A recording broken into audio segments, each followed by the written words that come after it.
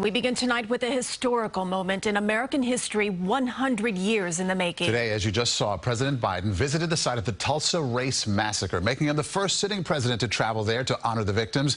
He just finished addressing the crowd gathered for the occasion. CBS 2's Danya Bacchus is live in Tulsa right now with more. Danya.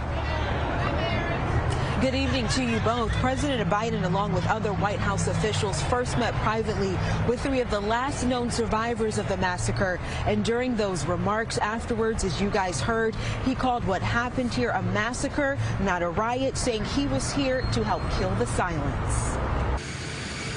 President Biden is visiting Tulsa today to remember and honor the victims of the race massacre that began 100 years ago Monday. For much too long, the history of what took place here was told in silence, cloaked in darkness.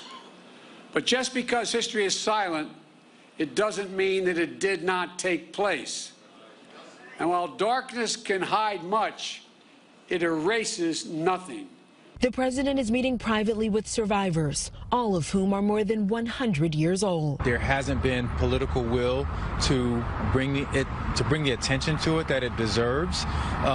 Is a tragedy, and I commend President Biden for giving it the respect that it deserves. Mr. Biden is also touring the Greenwood Cultural Center, outlining plans to confront systemic racism, narrow the wealth gap between blacks and whites, and help communities of color across the U.S. by reinvesting in underserved communities. I'm going to increase the share of the dollars the federal government spends to small disadvantaged businesses, including black and brown small businesses. Right now it calls for 10%. I'm going to move that to 15% of every dollar spent will be spent with those. The Tulsa race massacre is one of the worst chapters of racial violence in U.S. history. It's been largely forgotten, hushed for decades until fairly recently. Mr. Biden is the first sitting president to travel here to honor its victims. The violence erupted after a black man was accused of assaulting a white woman. A white mob killed and injured hundreds of black residents in the thriving business district known as Black Wall Street. Thousands of others were forced into internment camps. The mob looted and burned the Greenwood district, destroying more than 1,200 homes and businesses. Black Wall Street was bustling. The white community was bustling. And then you had this horrific event happen, perpetrated by racism, and it crushed the soul of this city.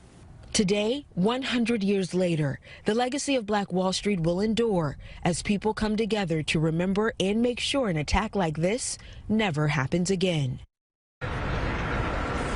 And one issue people were expecting to hear, maybe even hoping to hear in this community from the president was about reparations. He did not discuss that during his open remarks, but senior officials do tell CBS News that he does support a study for reparations.